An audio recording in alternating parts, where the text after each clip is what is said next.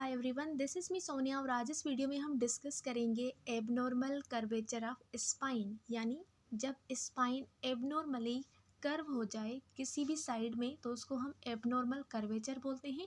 उसमें हमारे पास तीन एबनॉर्मलिटी मोस्ट कॉमन अकर होती है, जो कि है स्कोलियोसिस, लॉर्डोसिस एंड काइफोसिस। ये तीन एबनॉर्मलिटी है स्पाइनल कर्वेचर की। ओके, तो पहले जो आप ये देख रहे हैं पहला डायग्राम, इसको हम बोलते हैं स्कोलियोसिस।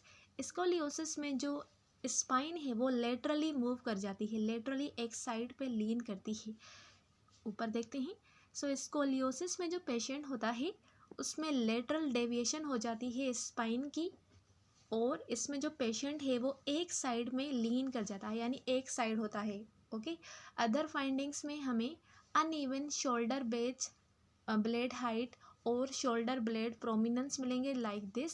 ये जो शोल्डर है ये बायलिटरली इक्वल नहीं है, एक थोड़ा ऊपर है और एक थोड़ा नीचे है, तो इसीलिए हमें अनइवन शोल्डर ब्लेड मिलेंगे। उसके अलावा unequal distance between the arms and the body.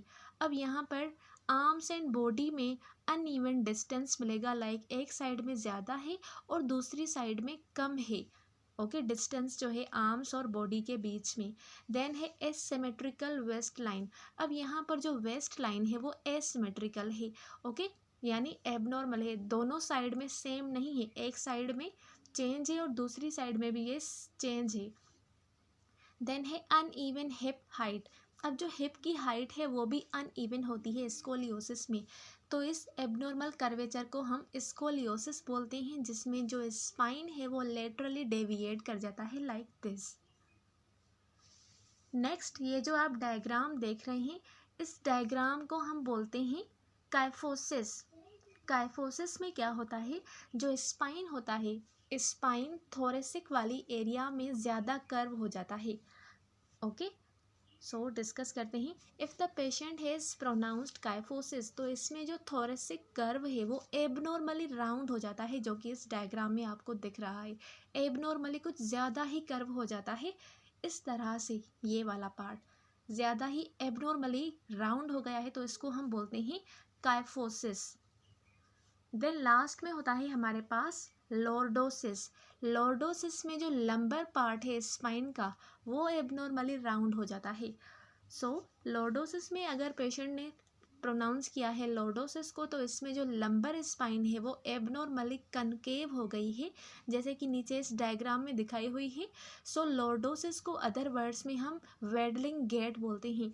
क्यों? क्योंकि जो लॉर्डोसिस वाले पेशेंट होते हैं वो उनका जो गेट होता है, चलने फिरने का स्टाइल होता है, उसको हम वेडलिंग गेट बोलते हैं, क्योंकि वो ठीक से नहीं घूमते, जैसे कि एक प्रेग्नेंट वुमेन घूमती है उसके वॉक करने का स्टाइल होता है, सेम टू सेम लॉर्डोसिस वाले पेशेंट का भी वॉक उस तरह से ही होता है, इसीलिए हम उसको वेडलिंग गेट बोलते हैं, जो कि नॉर्मल होता है प्रेग्नेंट वुमेन और यंग चाइल्ड में। ये सिर्फ और सिर्फ प्रेग्नेंट वुमेन और यंग चाइल्ड में नॉर्मल हो सकता है, लेकिन जो लॉर्डोसिस वाले पेशेंट हैं जिनमें लंबर एरिया में स्पाइन आगे की तरफ ज़्यादा कर्व हो गया है, तो उसमें आपको एबनॉर्मल गेट मिलेगा, जिसको हम वेडलिंग गेट बोलते हैं, और इस एबनॉर्मलिटी को हम लॉर्डोसिस बोलते हैं। तो ये तीनों स्पाइनल कर्वेचर के एबनॉर्मलिटीज़ थी जो आज इस वीडियो में हमने डिस्कस की।